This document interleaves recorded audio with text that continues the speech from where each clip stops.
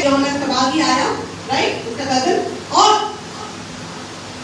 जहां से उसने छोड़ा वहीं से यीशु ने पकड़ा और यीशु ने यही मुनादी करनी शुरू की कि तौबा करो क्योंकि आसमान की बादशाही नजदीक है। और अपनी मिनिस्ट्री के दौरान में भी यीशु यही मैसेज देता रहा।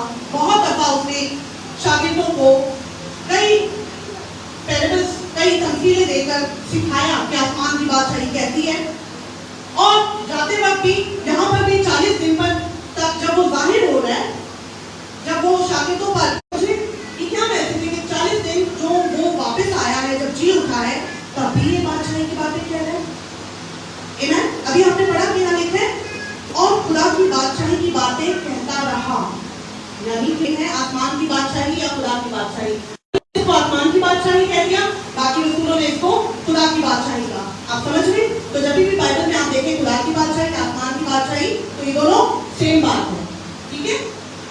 अब आसमान की बादशाही यानी खुदा की बादशाही है क्या?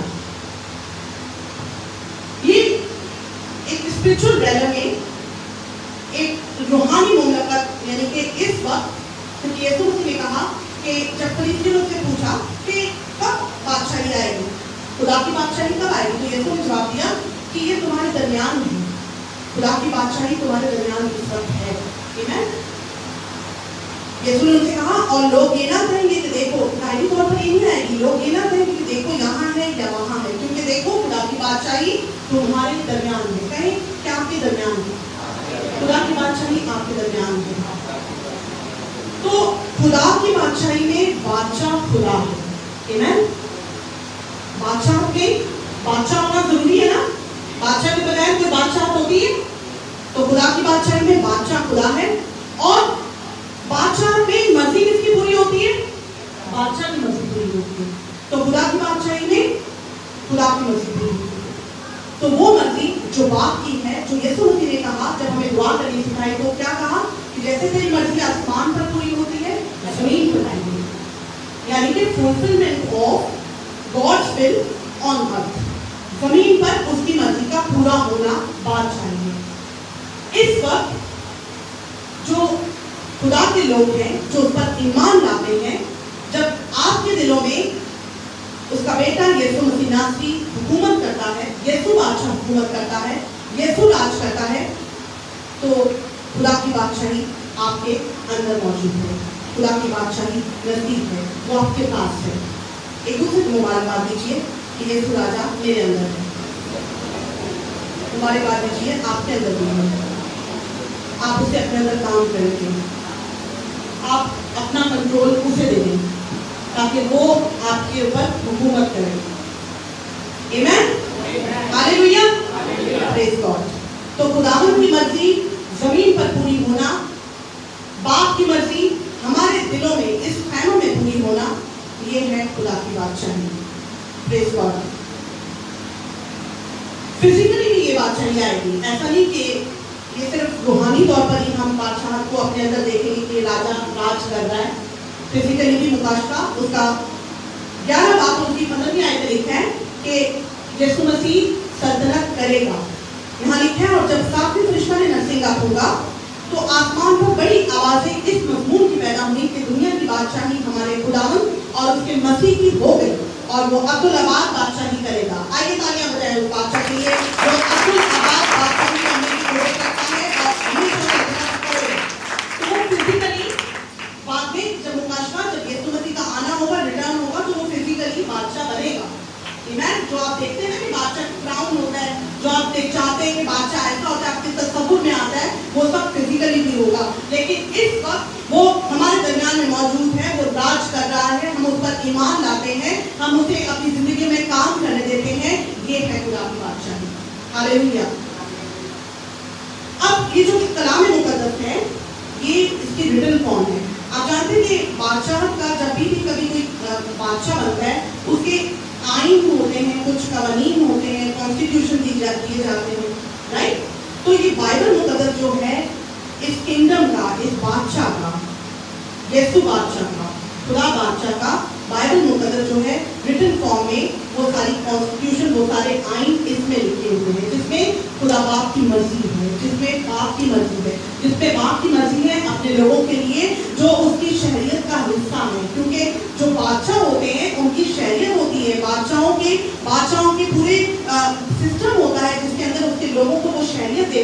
सिटीजनशिप देता है, ऐसा ही है, जो कि बहुत जरूरी है। हालेलुया। तो ये कलाम मुकद्दस कॉन्स्टिट्यूशन है जिसमें खुदा के लोगों के लिए खुदा की मर्जी जाहिर की गई है, जिस पर चलना, जिस पर अमल करना हम सब के लिए निहायत जरूरी है। और जो लॉ, क्योंकि कॉन्स्टिट्यूशन को जब कोई आइन होता है तो उसको पास करने के लिए आप देखो हुकूमतों में जब कोई आइन दे दिए जाते तो कानून भी नाफिज किए जाते, ऐसा है, देखें कानून होते हैं कि इस लॉ को कोई ब्रेक करेगा तो उसको दंड पड़ेगा, है ना, उसको फाइन देना पड़ेगा। अगर कोई इस कानून को तोड़ेगा तो उसको फाइन भरना पड़ेगा। तो यीशु मसीह ने अपने मुंह से बैठकर जो वो कानून देता है, जो आसमान पर से जो उसने बातें जो हमारे लिए कहता है, जो उसने कही है, वो सब लॉ है, वो सब कानून है जिस पर हमें चलना है।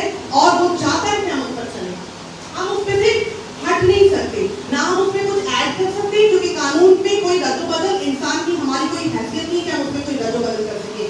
हाँ, रिलीजियस लोग, मजहबी लोग शायद इसमें चेंजेस ला सके, लेकिन जो मसीही है, जो खुदा की शैली है, जो उस हेवनली सिटीजनशिप के वारिस है, जो आसमानी बादशाह के वारिस हैं, वो लोग इसमें रद्द-बदल नहीं करते।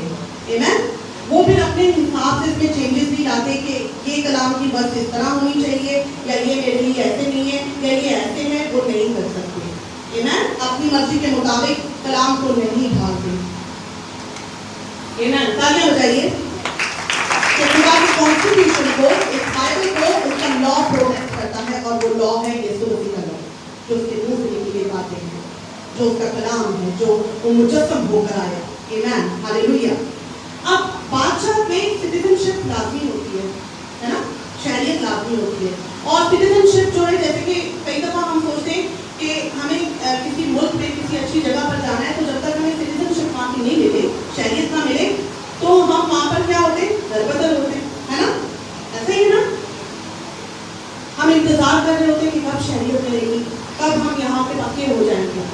तो ये मुल्क को कौम की तरफ से क्या होता है, गिफ्ट होता है, उसकी शहरी के लिए प्रिविलेज होता है, राइट, कि ये मेरा शहरी है, इसकी सारी जिम्मेदारी मेरी है, ये मेरे लोग हैं, ये मेरी चुनी हुई कौम है, ये मेरे हैं, अब इनकी सारी जिम्मेदारी भी मेरी है। लेकिन उस सिटीजनशिप को पाने के लिए खुदा की बादशाह में एक उसूल है, जैसे उसूल होते किसी मुल्क की शहरियत को पाने के लिए कि ये एलिजिबिलिटी है, आप ये पूरा करें, ये डॉक्यूमेंट लाएं। इसी तरह हमारे लिए भी इस शहरियत में जाने के लिए एक रूल है, और वो है नए सिरे से पैदा होना, नई पैदाइश, जिसके लिए हम पिछले 3 हफ्तों से अनाउंसमेंट भी कर रहे हैं कि नए सिरे से पैदा होने के लिए हमें जरूर अपने आप को तैयार करना है। और ये पहला स्टेप है सैल्वेशन का, ये पहला स्टेप है, पहला कदम है निजात का, जो हमें जिसमें शामिल होना निहायत जरूरी है। जब निकोदेमस, यूहन्ना के 3 बाब अगर आप पढ़े, निकोदेमस जो कि फरीसियों का सरदार था, तो नहीं मेरे साथ, जब वो यीशु के पास आया, हाँ, रात में, आधी रात को यीशु के पास आया, अब सुन रहे, यीशु ने उससे कहा कि जरूर है कि तू नए सिरे से पैदा हो। आइए मेरे साथ खोलिए, अगर आपने खोला है तो जरूर मेरे साथ उसको निकालें। यहाँ लिखा है कि जरूर है कि तू नए सिरे से पैदा हो, क्योंकि जब तक कोई नए सिरे से पैदा ना हो, वो खुदा की बादशाही में दाखिल तो क्या देख भी नहीं सकता। क्या लिखा है यहाँ पर, अगर आप यहाँ देखें तो लिखा है, यीशु ने जवाब में उसे कहा, मैं तुझसे सच कहता हूँ कि जब तक कोई नए सिरे से पैदा ना हो, वो खुदा की बादशाही को देख नहीं सकता। ये कैसी बादशाही है कि उसको देखने के लिए भी आपको नए सिरे से पैदा होना जरूरी है। आप समझ रहे हैं, नए सिरे से पैदा होना क्यों एक फरीसी सरदार यीशु के पास आधी रात को आ रहा है और यीशु से और कोई बात नहीं कर रहा। तो ये कितना इम्पोर्टेंट काम है निजात का, ये कैसा इम्पोर्टेंट स्टेप है निजात का, जो यीशु कह रहा है कि तुझे नए सिरे से पैदा होना जरूरी है।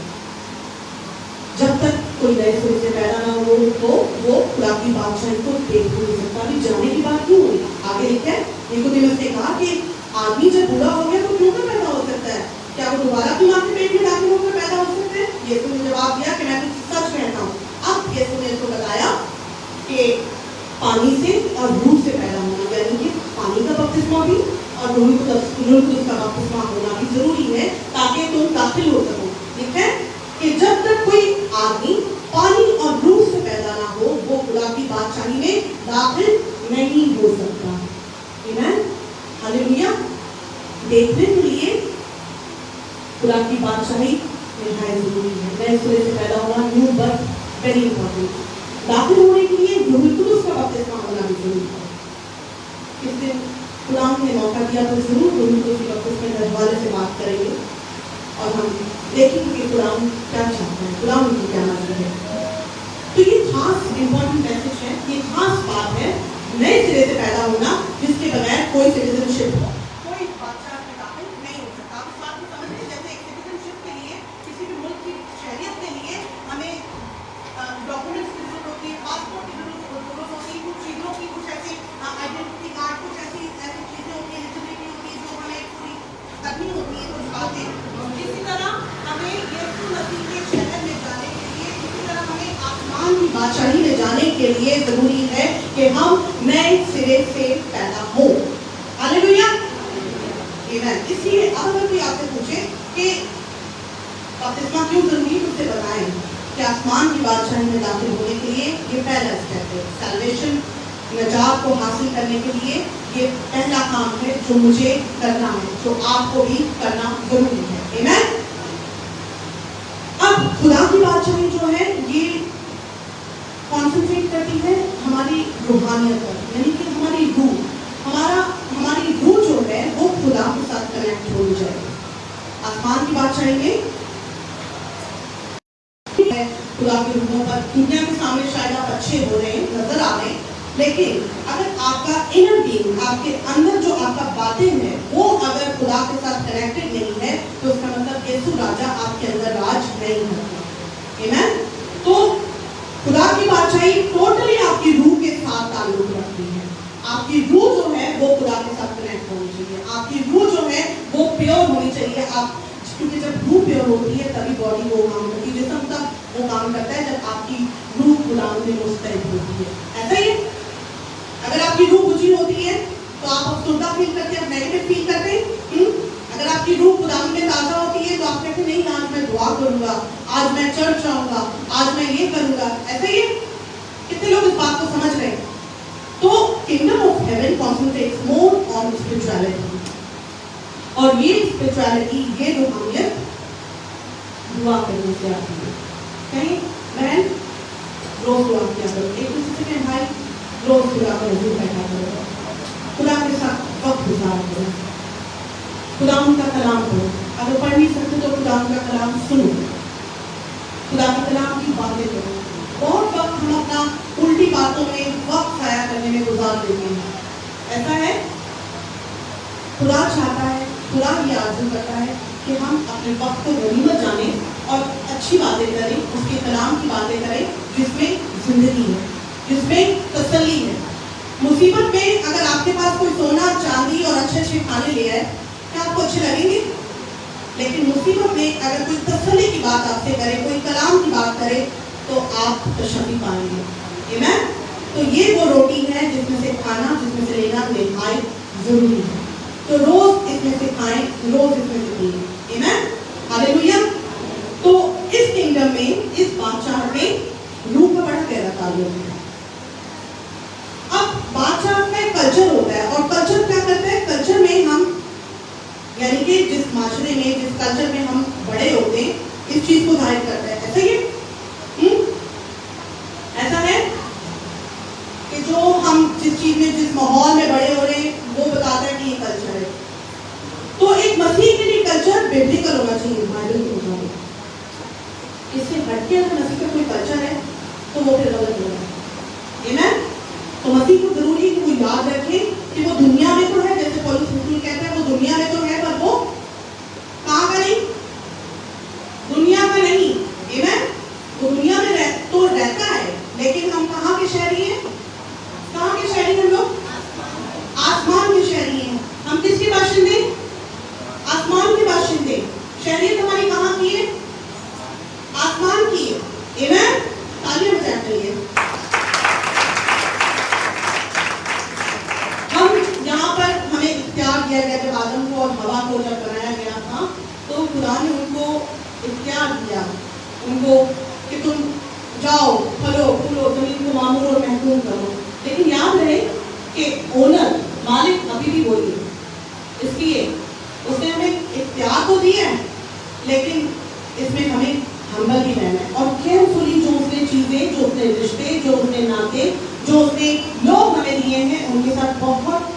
आजिज़ी के साथ और मोहब्बत के साथ रहना है।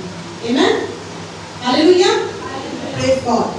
तो जरूरी है कि इस अथॉरिटी को, ये जो खुदा ने हमें इख्तियार दिया है, इसे हम केयरफुली इस्तेमाल करें। खुदा ये चाहता है, क्योंकि आखिरकार इस सारी कायनात का मालिक कौन है?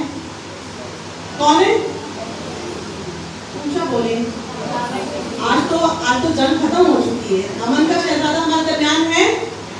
बोले सलामती का शहजादा हमारे दरमियान है। राजाओं का राजा हमारे दरमियान है। तालियां बजाएं, जोर से तालियां आप उनकी करके। आज मदर्स डे का दिन है, आज खुशी का दिन है, आज मुबारक रोज है, ये यहोवा का दिन है जो उसने बनाया है, जिसमें हम जिंदा हैं, जिसमें हम सलामती में हैं। बहुत सारे लोग आज इस इबादत में शामिल नहीं हो सके। बहुत सारे लोग आज खुदा के घर में नहीं है, जिंदा नहीं है। आज भी यस, खुदावंद ने हमें ये फजल दिया कि हम उसकी बारगाह में आ सके। ये कोई छोटी बात नहीं है। आमीन। अब खुदा की बादशाह में जब बादशाह के पास जाते हैं तो बादशाह का एक प्रोटोकॉल होता है, राइट? आप किसी बड़े आदमी के पास कभी खाली हाथ गए बगैर इनविटेशन के, बगैर अपॉइंटमेंट के? तो बादशाह का भी एक प्रोटोकॉल है, एक रॉयल प्रोटोकॉल है, जिसमें उसके पास जब जाना है तो गिफ्ट के साथ जाना है। आमीन। तो यीशु बादशाह के पास, उसके पास कमी नहीं है। बत्सबा जब सुलेमान बादशाह के पास आई तो क्या सुलेमान बादशाह के पास दौलत की कमी थी? उसके पास सब कुछ था, लेकिन वो नजराने लेकर गई क्योंकि वो बादशाह को ऑनर कर रही थी, वो इज्जत दे रही थी। तो बादशाहों के बादशाह के पास हमें जाने के लिए कैसे प्रोटोकॉल की जरूरत है? अपना बेस्ट सील उसके पास लेकर जाना है, जो हमारे पहले फल है। देखा है कि पहले फलों से गुलाम की ताज़गी हो। आमीन। तो जो सबसे कीमती चीज है, हमें वो बादशाह के हजूर लेकर जाना है। तो खुदा की बादशाही में अपना बेस्ट सीट, अपना बेस्ट गिफ्ट बादशाह के हजूर में लेना है। इसलिए नहीं कि उसको जरूरत है, इसलिए कि उसको उसकी शान में, उसकी इज्जत में, उसको ऑनर देने के लिए हमें उसे पेश करना है। ये रिक्वायर्ड है। आमीन, हालेलुया। आइए तालियां बजाएं एक बार फिर जो सारी इज्जत के लायक है, जिसे पहले फलों के साथ उसकी ताज़ीम करना हम पर जरूरी है, लाजिम है। आमीन। अब यीशु मसीह का जो कॉन्सेप्ट है खुदा की बादशाही का, यीशु मसीह देखो जाते टाइम भी यही कह रहा है, उसने शुरुआत भी खुदा की बादशाही से की। यही सुना ना आपने कि खुदा अपनी बादशाही की बातें कहता रहा। कई सालों तक तो हमें समझ नहीं आई खुदा की बादशाही में क्या होता होगा, कैसे ऑपरेट होगी। ऐसा ही है, हाँ ऐसा है, लेकिन अब समझ में आने लगी है। फिर भी खुदा की बहुत सारी बातें अभी तक हम पर नया नहीं है, लेकिन जब वो आएगा हम पर खुलेंगी। हालेलुया। और वो हमें उस बादशाह में जब हम रूबरू देखेंगे उसको, जब हम बाकी उस बादशाह को एंजॉय करेंगे, देखेंगे और खुदावंद के साथ वहाँ पर होंगे और उसके मुकद्दसीन के साथ उसकी वर्शिप करेंगे, तो एक कैसा समा होगा, कैसा खूबसूरत समा होगा। क्या आप जाना चाहते हैं उस बादशाह को? जाना चाहते हैं? सोचिए इस बात को, सोचिए कैसी होगी वो बादशाह। अभी हमें दुनिया में रहते हुए हम जब किसी अच्छे बड़े आदमी के पास जाते हैं तो हम उसकी शान शौकत देखकर हैरान हो जाते हैं, लेकिन बादशाह के बादशाह की शान शौकत कैसी अजीब और कैसी बड़ी होगी। हालेलुया। तो यीशु बादशाह का जो कॉन्सेप्ट है वो बहुत बड़ा है, वो हमारी परसेप्शन से, हमारी सोच से कई ज्यादा बड़ा है। आप समझ रहे हैं? कलीसिया ये समझती है कि सिर्फ हम ही जाएंगे इस बादशाह में, ऐसा ही है आसमान की बादशाही में। लेकिन यीशु का कॉन्सेप्ट जो है वो सिर्फ बिलीवर्स के लिए नहीं, बल्कि इसमें दोनों इन्वॉल्व है, बिलीवर्स एंड अनबिलीवर्स। और यीशु ने कलीसिया की ये जिम्मेदारी लगाई है कि जो गैर ईमानदार लोग हैं उनको खुदा की बादशाही की दावत दो। तो जो ये दावत देने का काम है ना, ये असल में हमारा है। दावत का समझ में वर्ड, दावत का वर्ड किस किसने सुना है? तो दावत देने का असल काम जो है हमारा है, आसमान की बादशाही की दावत के लिए लोगों को इनवाइट करना कि आसमान की बादशाही, उसमें जिंदगी है, उसमें अपनी निजात है, उसमें अपनी दरवाजा है। और क्या जॉबलेस नहीं है, आपके पास जॉब है और वो खुदा ने आपको दी है। खुदा ने आपको एक बड़ा ओहदा दिया है। मुबारकबाद दीजिए एक दूसरे को कि आपको खुदा ने अपॉइंट किया है। शायद आप अच्छे किसी दफ्तर में यहाँ ना लगे हो, दुनिया में ना लगे हो, पर खुदा ने आपको ऑलरेडी अपॉइंट कर दिया है, आपको रिस्पॉन्सिबिलिटी दी है, आपके ऊपर एक जिम्मेदारी रखी है। क्योंकि जब जॉब होती है तो उसके साथ जिम्मेदारियां भी होती है। जब कोई पोजीशन मिलती है तो उसके साथ आपके ऊपर जिम्मेदारियां होती है नौकरियों में, ये करना है, ये करना है, ये करना है, ये करना है। हाँ,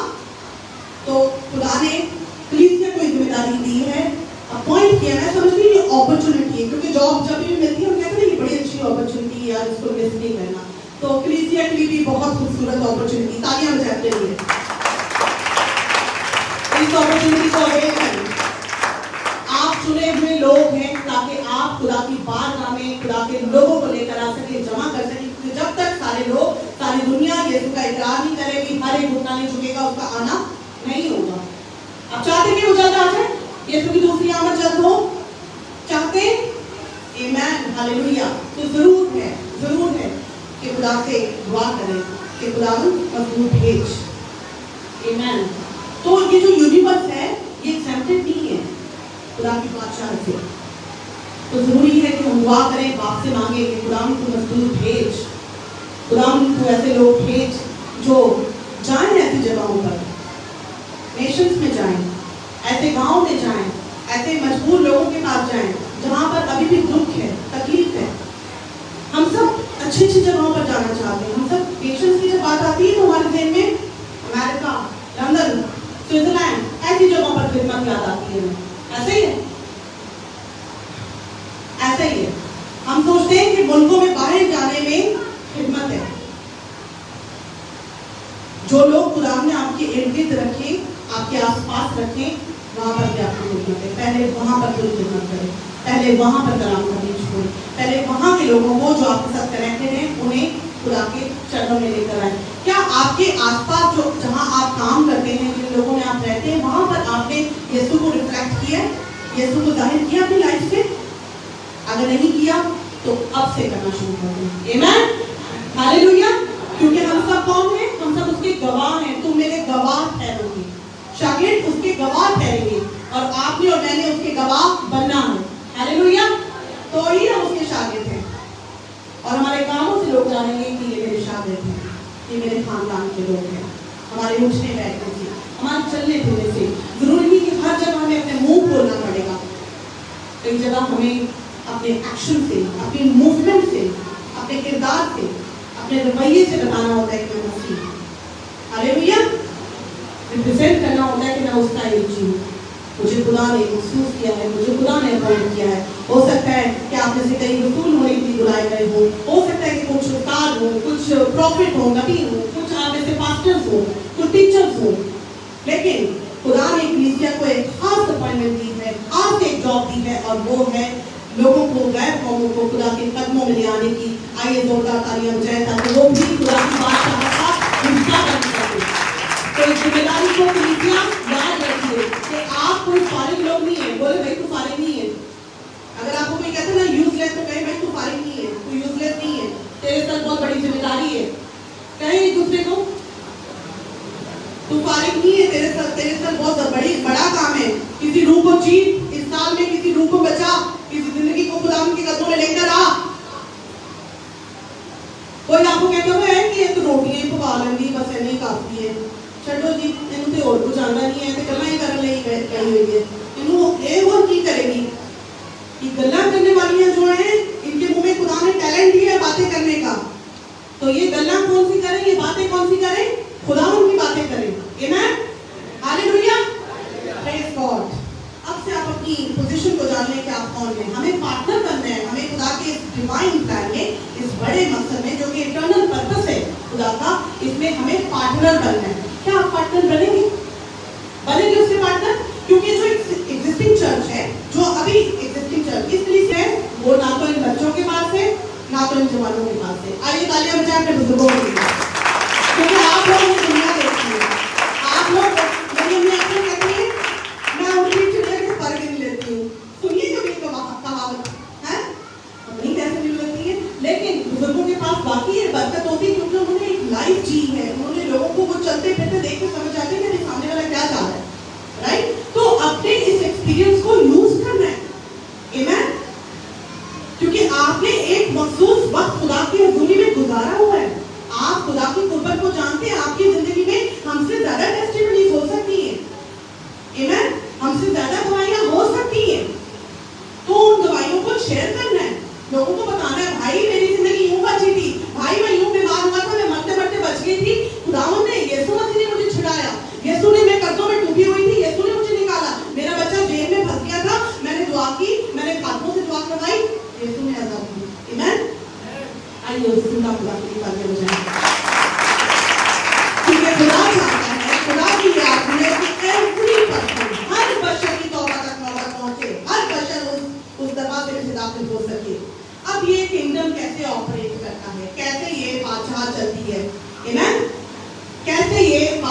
काम करती है, इसमें क्या क्या होता है बताओ? आमेन। सबसे पहले इसमें लैक नहीं है, देयर इज नो लैक, कोई कमी नहीं है। रिसोर्सेज अनलिमिटेड है। रिसोर्सेज का मतलब पता है? हाँ, वसाइल, वसाइल लामहदूद होते हैं।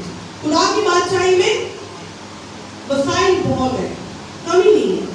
तो एक आसमानी शहरी जमीन पर रहकर खुदा की शुक्रगुजारी करके क्या दुनिया को बता सकता है? क्या दुनिया को जवाब दे कि ये गोटे भी काम कर दे? ये जुमले कहने के बजाय आज के बाद हमने ये कहना है कि खुदावंद मेरा जोर है, क्योंकि योएल की किताब उसके 3 बाब 10वें आयत में लिखा है कि कमजोर कहे कि मैं जोरावर हूँ, कमजोर कहे कि मैं जोरावर हूँ।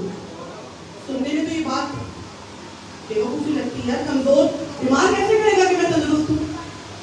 लेकिन खुदा की बादशाह में कमजोर कहे कि मैं जोरावर हूँ, क्योंकि आप जो बात मुंह से निकालते, जो चीजें आप कहते, वो चीजें आपको अटैच होना शुरू हो जाती है। ऐसा ही है, जब आप नेगेटिविटी मुंह से बोलते रहेंगे तो नेगेटिविटी लाइफ में आती रहेगी। जब आप शुक्रगुजारी करते रहेंगे तो शुक्रगुजारी से भरते रहेंगे और खुदा आपकी जरूरतों को अपने इलाही खजाना से पूरी करता जाएगा। आमीन, हालेलुया। तो इसलिए जरूरी है कि आप ईमान की बोल बोलें। कमजोर कहे कि मैं जोरावर हूँ, क्योंकि खुदा की बादशाह की जो लैंग्वेज है वो लैंग्वेज फेथ लैंग्वेज है। कौन सी लैंग्वेज है? ईमान की बोली है। वहां पर ना तो रोना है, रू रू करना है, ना तो हाय की हो गया तेनू। अक्सर ये होता है कि हम जब कोई तकलीफ में होते हैं उसके पास जाकर और उसको दुखी कर देते हैं। हाय हाय चली पली सी तेरे चेहरे को की हो गया है, कितने निशान पै गए, कितनी सोनी सी है। बोलते ना जुमले, बुढ़ा ही हो गया होते हैं, चंगा भला सी। अपने मुंह से पॉजिटिव लफ्ज निकालें, अच्छी बातें निकालें। अगर आप मुंह से तसल्ली देंगे किसी के लिए, तेरे से दांदी के लिए खराब हो गए, तो क्या करता है? ऐसे जुमले बोलने के बजाय आप उसके लिए दुआ करें, या आप उसको कोई अच्छी सजेशन दें, साइड पर ले जाकर आप ऐसा करो, ठीक हो जाएगा। खुदावंद है, खुदावंद बड़ा है। आमीन, हालेलुया। करेंगे ऐसा, करेंगे ऐसा। लोगों की कमियां बताने के बजाय उनके अंदर खूबियां तलाशनी है। ये खूबी क्या है इसमें? क्योंकि ये तो यीशु मसीह की खुदा की छवि पर बना है, तो जरूर खूबी इसमें है। आमीन, हालेलुया। तो खुदा की बादशाह में किसी चीज की कमी नहीं है। बोले कोई कमी नहीं है, मेरे पास भी कोई कमी नहीं, क्योंकि मैं उस बादशाह का वारिस हूँ, मेरे पास कमी नहीं है। आज के बाद अपनी कमियों को नहीं याद करना, बोले मेरे पास कोई कमी नहीं है, खुदावंद पूरी करता है। हालेलुया। खुदावंद की बादशाह में घमंड भी नहीं है, प्राइड नहीं है। आमीन, क्योंकि घमंडी उसके हुजूर में खड़े न रह सकेंगे। खुदा ये चाहता है कि आप आजिज़ी के साथ उसके ताबे होकर, उसके कलाम के ताबे होकर जिंदगी गुजारें, क्योंकि जो ये कलाम हमारे अंदर उतरता है। आप मेरे साथ हैं? ये कलाम जैसे जैसे हमारे अंदर उतरता है तो हमारी जिंदगी बदलती जाती है। फिर हमें जो हमारे इर्द गिर्द लोग होते हैं, हम उनके साथ मोहब्बत से पेश आते हैं। ये कलाम हमें नॉलेज के तौर पर नहीं, बल्कि विजडम के तौर पर लेना है कि खुदावंद तू मुझे हिकमत के साथ उसे समझने का और उस पर चलने का मौका दे। आमीन।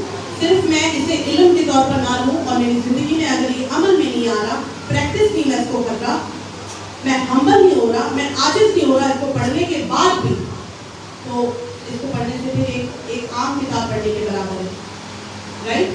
लेकिन खुदावंद का कलाम बेतासीर नहीं लौटता। बोले खुदावंद का कलाम बेतासीर नहीं लौटता। वो जब जब जहाँ पे बड़ा सुना जाता है वो असर करता है। हालेलुया। आइए तालियां बजाएं खुदा को बड़ा करने।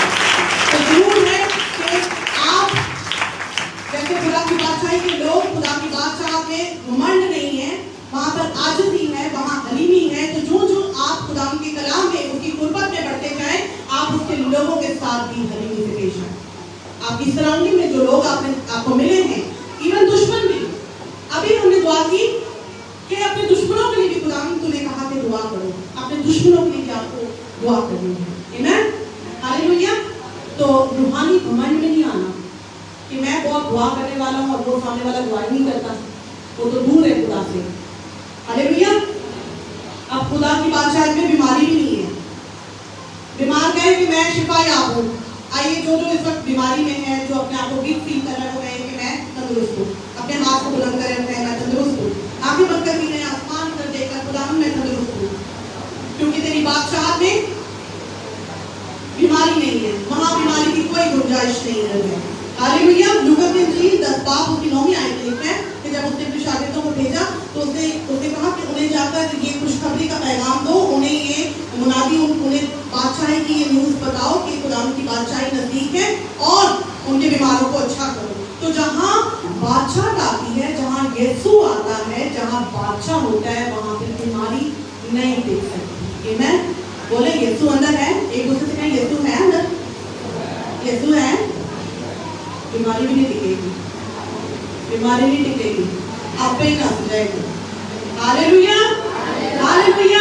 तालियां बजाएं, जिंदा खुदा के लिए, क्योंकि यीशु की बादशाह में बीमारी की कोई गुंजाइश नहीं है। यीशु की बादशाह में आप बदबुओं की भी कोई गुंजाइश नहीं है। यीशु कहते हैं मत्ती की इंजील 12 में, लेकिन अगर मैं खुदा के रूह की मदद से बदरूहों को निकालता हूँ तो खुदा की बादशाही तुम्हारे पास आ पहुंची। यानी कि जहाँ खुदावंद यीशु मसीह, जहाँ ये राजा आपकी जिंदगियों में है, वहाँ बदरूहों का कोई काम नहीं। आमीन। वहाँ ये बदरूहें, ये तासीरें आप पर अटैक नहीं हो सकती। अक्सर हम डर जाते और कई दफा हम कहते बड़ा जोर है, बड़ा धुआं है, कुछ चीज है बड़ा काम करती है, बड़ा डर लगता है। बातें करने की जरूरत नहीं है बदबुओं से। खुदा ने हुक्म करो, डांटो।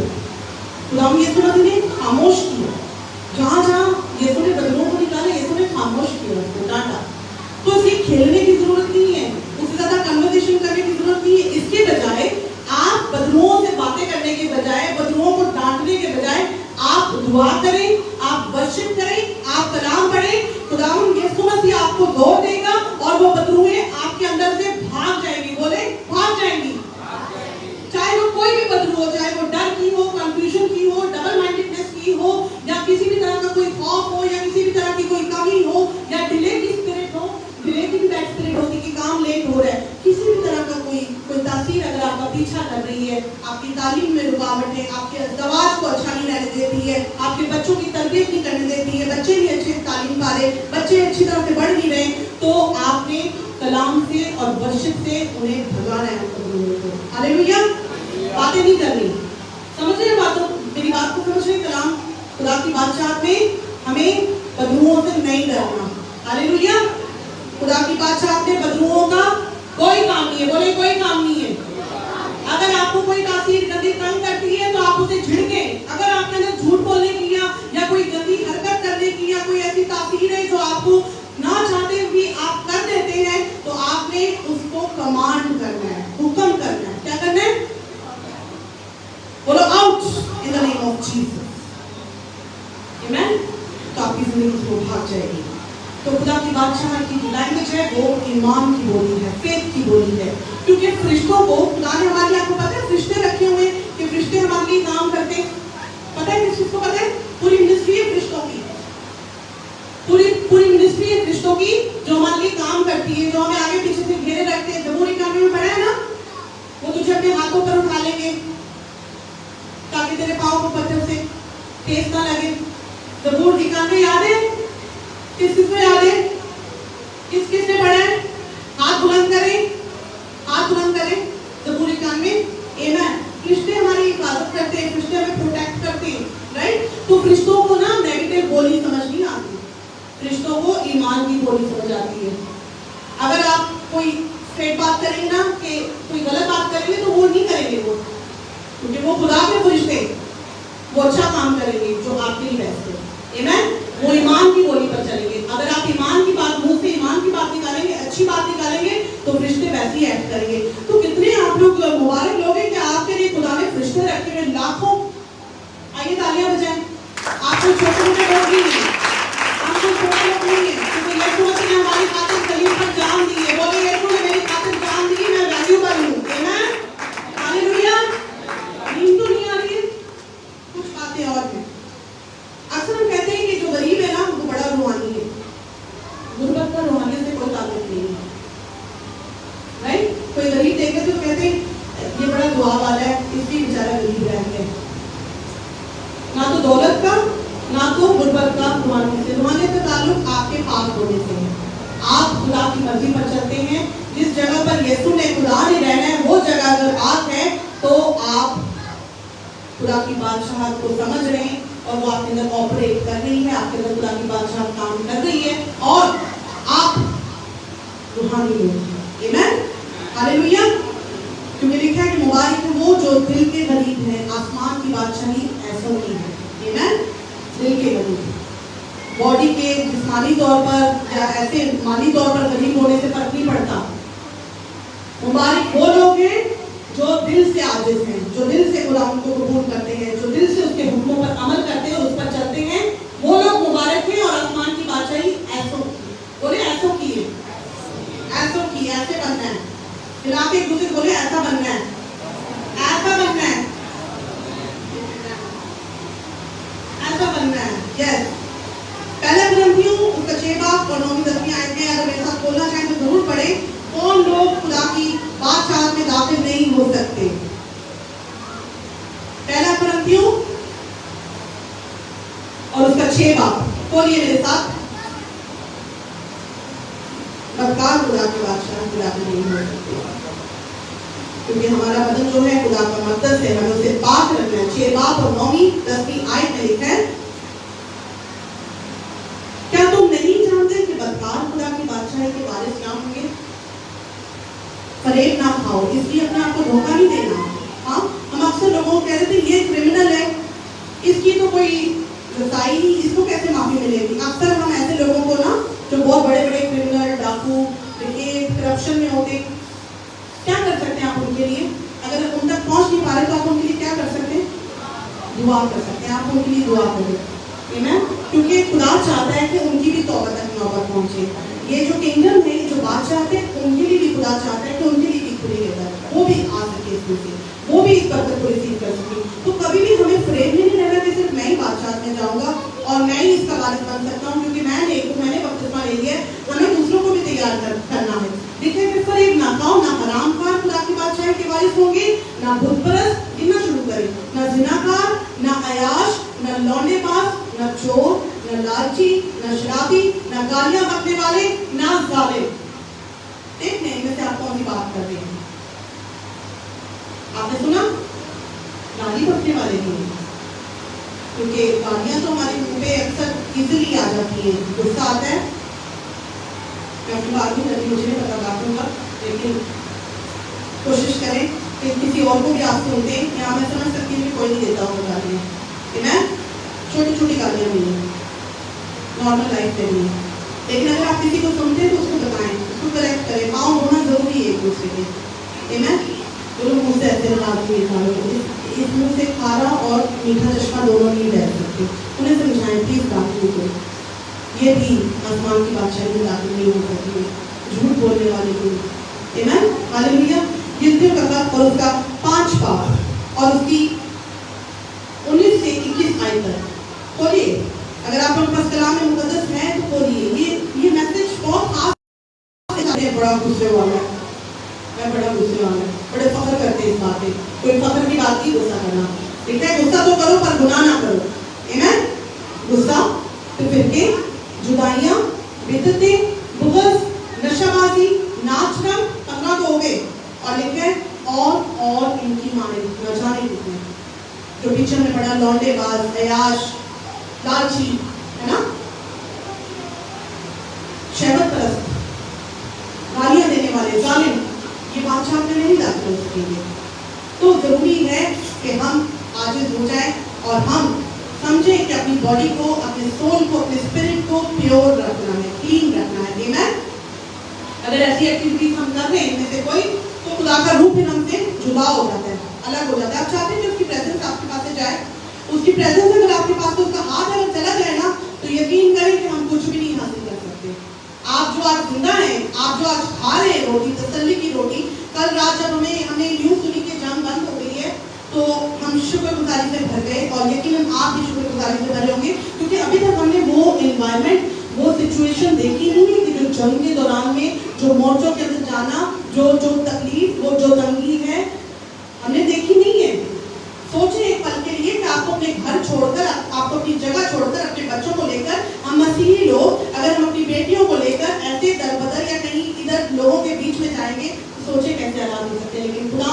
आपको छुड़ाया, बचाया। इस बात के लिए उस दिन खुदा की शुक्रगुजारी आइए ताकि हम जाए और शुक्रगुजारी। तो अपने आप को प्योर रखना है, अपने आप को खालिश रखना है, क्योंकि हम खुदा के लोग हैं, हम उसकी बादशाह के बारे में हमें याद रखना है। आमीन। एक उसकी पैराबल है ईद की, खमीर की, कि यीशु ने कहा कि मैं किस चीज से तशबीह दूं खुदा की बादशाही को। देखो कहते हैं कि खमीर से तशबीह उसने दी। उसने कहा कि खुदा की बादशाही खमीर की मानद है। खमीर की बहुत एक खासियत है। खमीर आटे में अक्सर औरतें गूंथती हैं, पता है खमीर का ब्रेड के अंदर भी होती है ना। खमीर की खासियत है, जैसे लूका की अंजील 13 बाब उसकी 20-21 आयत में और मत्ती की अंजील 13-33 में लिखा है, यीशु ने कहा कि वो खमीर की मानद है जिसे एक औरत ने लेकर 3 पैमाने आटे में मिला लिया और होते होते सब खमीर हो गया। अब इस तमसील के अंदर 4 इंपॉर्टेंट बातें जो मैं आपसे शेयर करूंगी। पहली बात कि खमीर थोड़ी सी डलती है, कितनी की थोड़ी सी डलती है देखें आटे में, लेकिन वो होते होते पूरे आटे को क्या कर देती है, खमीर कर देती है। ऐसे ही हाँ, तो यीशु मसीह के शागिर्द भी 12 थे। शुरू में वो कहाँ से शुरू हुए, गलील से, जो कि गैर वाज़ेह जगह थी, इतनी कोई प्रोमिनेंट नहीं थी, लेकिन वो बढ़ते बढ़ते पूरी दुनिया में फैल गए। आमीन। आज यीशु के शागिर्द यहाँ पर भी हैं। हालेलुया। इसी तरह जब इस्राएल से बनी इस्राएल कौम निकली, तो मिस्र से निकली बनी इस्राएल कौम, तो वो जब कनान में पहुंचे तो वहां पर वो जो लैंड थी, वो जो जगह थी, अभी वहां पर जबार थे। हाँ, और खुदा ने वहां से उनको स्लोली लिटिल बाय लिटिल उनको रिलीज किया, उस लैंड को, उस जमीन को खाली किया, क्लियर किया, ताकि वहां पर खुदा के लोग रह सके, बस सके। तो खुदा जब काम करता है स्लोली आपके अंदर अगर छोटा सा भी ईमान का बीज है तो वो डेवलप हो सकता है। ईमान सुनने से बढ़ता है। ऐसे ही ईमान सुनने से पैदा होता है, सुनना मसीह के कलाम से। तो आप अगर चाहते हैं कि आप अपनी लाइफ में फातेह हो जाएं, तो आपको ईमान में तरक्की करनी पड़ेगी। ईमान बगैर कमाल के मुर्दा है। आमीन। हालेलुया। चैंपियन बनना चाहते हैं जिंदगी में, फातेह जिंदगी कि कोई आपको किसी से मांगना ना पड़े या तरसना ना पड़े। अक्सर हम ये सोचते हैं यार कोई चीज खरीदने से पहले सोचना ना पड़े कि इसकी प्राइस कितनी है। ऐसी लाइफ कहते हैं, लोग कहते हैं ऐसे, ठीक है। तो खुदाम के हुजूर में कंटेंट रहना, मुतमईन रहना। मैं मटीरियलिस्टिक बात नहीं कर रही, मैं रूहानी तौर पर बात कर रही हूँ कि कुछ ना भी हो तो आप कहेंगे हाँ मेरे पास सब कुछ है, कमजोर कहेंगे मैं जोर आवर हूँ। तो बिगिनिंग हो सकता है कि छोटी हो, लेकिन एंड बड़ा है खुदा की बादशाह में। हो सकता है कि आपने छोटे से शुरू किया हो, लेकिन अंजाम अच्छा होने वाला है। तो कलाम जो है फैलता है, बोले कलाम फैलता है, खुशखबरी फैलती जाती है, गॉस्पेल मेक्स प्रोग्रेस, बढ़ता रहता है। आमीन। ईमान बढ़ता रहता है। इसी तरह की दूसरी बात जो है कि जब हम खमीर को लें तो खमीर एक बड़ा चेंज लेकर आती है, असर होता है खमीर का, है ना।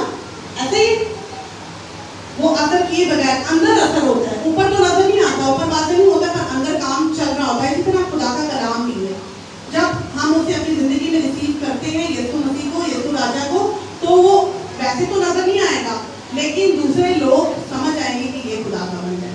आमीन। चेंज आपका जाहिर होना शुरू हो जाएगा। तीसरी बात कि खुदा की जो बादशाहत है वो वसी है और जामे है, यानी कि वो अपना काम जब तक पूरा नहीं हो जाए वो बढ़ती रहती है, काम करती रहती है। आमीन।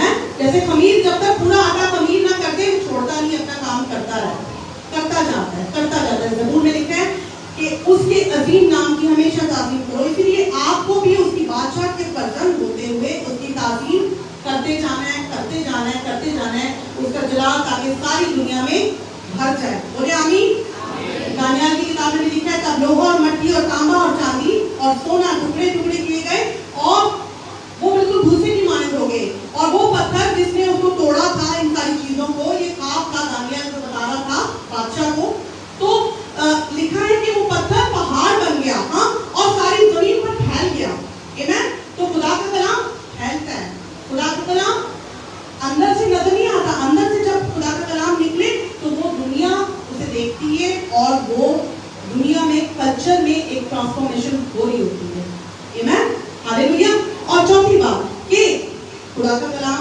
खुदा की बादशाह जो है हमें अभी नजर नहीं आ रही, लेकिन जैसे खमीर जब काम करता है तो वो अंदर ही अंदर सीक्रेटली अंदर ही अंदर काम कर रहा है। तो खुदा के लोग भी कई ऐसे होते हैं जो अंदर ही अंदर स्लोली खामोशी से काम कर रहे हैं। आप अपना काम जो कर रहे हैं खामोशी से करते जाएं, खुशी से करते जाएं। खुदा का बेटा यीशु मसीह आपकी जिंदगी में जलाल पाता रहे। तो जरूर है कि आप एक वो एजेंट बनेंगे। आपको पता है एजेंट कौन होता है? एजेंट वो होता है जो कोई पैगाम लेकर जाता है, जो काम करता है, कोई काम मुकम्मल करता है। आप वो एजेंट बनेंगे जो कल्चर को, जो पूरी सोसाइटी को बदल सकते हैं। आमीन। क्या आप वो एजेंट बनेंगे यीशु मसीह के? बनेंगे। हालेलुया। तो ये 4 खसूसियात है खमीर की जो यीशु ने कहा कि खमीर की मानते हैं। इसलिए खमीर का काम जो है बढ़ाता है, वो साइज को बड़ा करता है। इसी तरह यीशु मसीह भी जब आपकी जिंदगियों में आता है, उसका फजल जब आपके दिलों में उतरता है, तो बेशक आपकी तरक्की होती है। तरक्की चाहते, बढ़ोतरी चाहते, हालेलुया, प्रेज गॉड। मगर जब हम सब के बेनकाब चेहरों से खुदा का जलाल इस तरह मुनक्कस होता है जिस तरह आईना में, तो उस खुदा के वसीला से जो रूह है, हम उसी जलाली सूरत में दर्जा बदर्जा बदलते जाते हैं। आप रूहानी तौर पर भी तरक्की करते हैं और जिस्मानी तौर पर भी।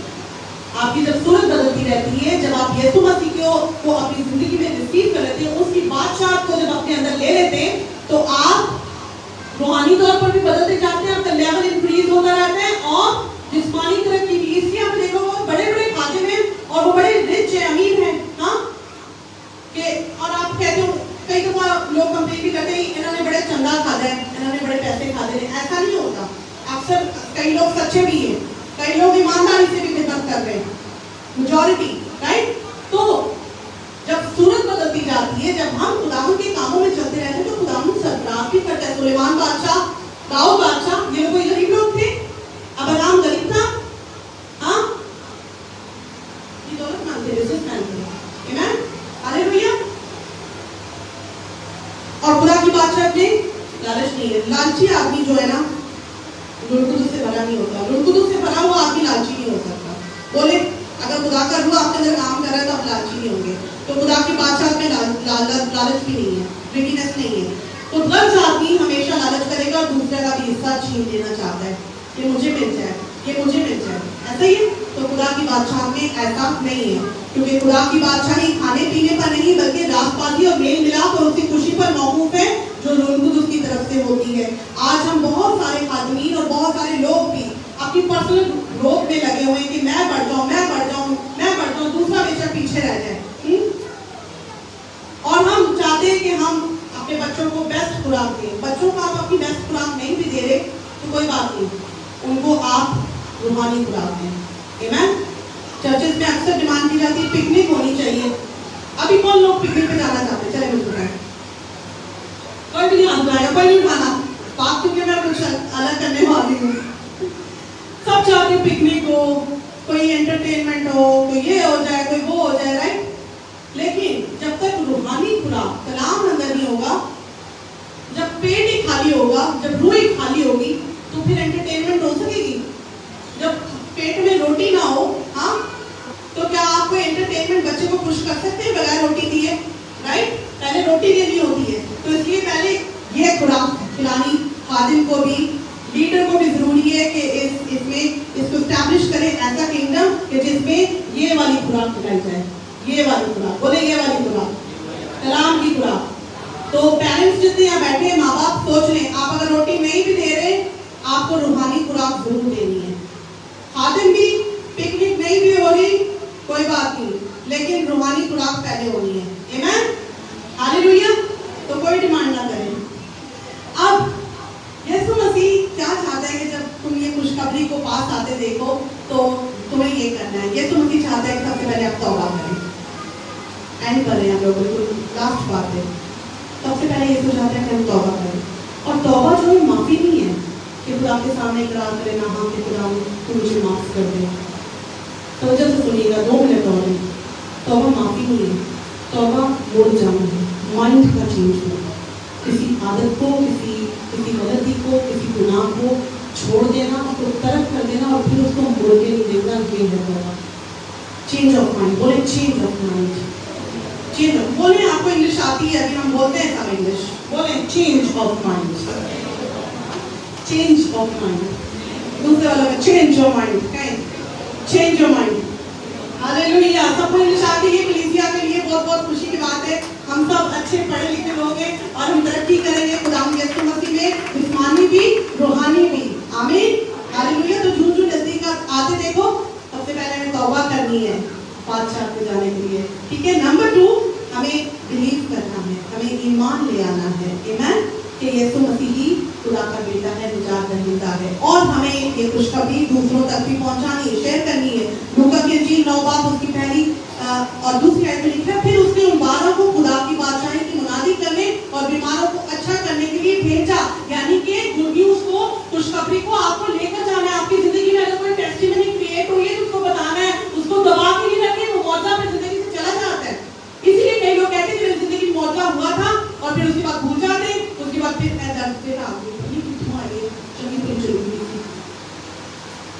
तो चली गई, फिर मोड़ के आ गई, तुझे गवाही नहीं दी थी, क्या लेके गए? आपकी जिंदगी बची, क्या लेके गए वो पैगाम दूसरों के पास कि यीशु ने मेरी जिंदगी बचाई है? जहां आप गवाही को रोकेंगे वहां पर फिर मुश्किलात बढ़ेंगी, आमीन। मैं ये नहीं कह रही कि आप आके खादिमों की को अप्रिशिएट करें, नो, खादिम का तो कोई काम ही नहीं, खादिम दुआ करते हैं, पीछे काम यीशु करते हैं, बोले काम रोज रोज करता है, तालियां बजाए काकू के लिए, काम खुदा करता है, काम नहीं करता है। हालेलुया। तो गुड न्यूज़ देकर जानी है। मत्ती की इंजील 13:31 में लिखा है, जो बीज की मिसाल है, जो बीज को खुदा ने कहा कि ये बीज खमीर, जैसे खमीर के लिए काट के पहले होती, ऐसे यीशु ने कहा कि जो खुदा की बादशाही है ये है राई के दाने की मांद है, जो तरकारी बढ़ती रहती है और उस पर आकर उस पर परिंदे आके बसेरा करते हैं, राइट। तो ये बीज खुदा की जो बादशाही है, बीज हमें दुनिया तक लेकर जाना है। अगर हम इस बीज को दबा देंगे, हम इसे नहीं ग्रो करने देंगे, कई दफा हम डर जाते हैं और हम नहीं शेयर करते हैं। जहाँ पर हम कंफर्टेबल नहीं होते वहाँ पर हम गुड न्यूज़ नहीं लेकर जाते। हम अपने कुछ बहन भाइयों के पास नहीं कह सकते, नहीं जी ऐसे मैंने कत्ल कर देगा, तुम्हें मार देगा, इसके पास नहीं मैं दवाई शेयर कर सकता। हाँ, वहाँ अपना सीट पहुँचाना है, बीज बोना है, आमीन, हालेलुया। फिर ये उस खजाने की मानव है, यीशु ने कहा खुदा की बादशाही, जो छुपा हुआ खजाना जो मिला जब उसको, तो उसने पूरा खेत खरीद लिया, उसने उस खजाने को जाके बेचा नहीं। मत्ती की इंजील 13:44 में लिखा है, हाँ, एक आदमी को खजाना मिला और उस खुशी में उसने क्या किया, उसने खेत को खरीद लिया, उस छुपे हुए खजाने को बेचा नहीं। कई दफा हमें खजाना मिल जाता है मगर हम अपने ईमान को बेच देते हैं,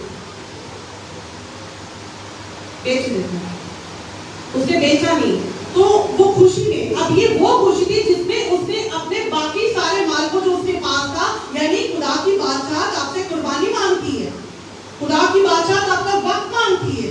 अगर आप चाहते हैं कि खुदा की बादशाह की आप कदम बने, वारिस बने, तो आपको उसके लिए अपनी खुदी को मारना पड़ेगा, अपने आप को पीछे करना पड़ेगा, ताकि खुदा की बादशाही यीशु राजा आपके अंदर राज करेगा। हालेलुया। तो ये खुशी ऐसी खुशी है जिसमें कुछ देना पड़ेगा, आमीन। और तीसरी बात, आखिरी बात, कि अपने लिए, अपने खुदा के लिए हमें तैयारी करनी है। यीशु अब जल्द आने वाला है, आमीन, और यीशु जल्दी आने वाला है।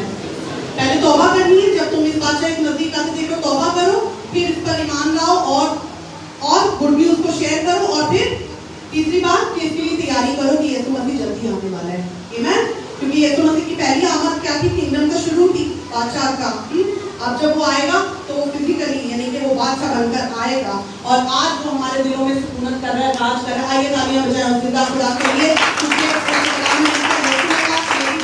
दुनिया की नहीं, वो आज हमारे दिलों पर हुकूमत कर रहा है। वो जो उस पर ईमान लाते हैं वो उनकी जिंदगी में हुकूमत कर रहा है। आप चाहते हैं कि आपकी जिंदगी में हुकूमत करें राइटली? हाँ, आप करने पर गुर्बत है ना, वहाँ पर कोई चलाकी है, मकारी है, बल्कि वहाँ पर सब कुदूस कुदूस कुदूस कहते रहते हैं, आमीन, हालेलुया, प्रेज़ गॉड। आइए तालियां बजाएंगे, मेरी जो बात है खुदा आपको बरकत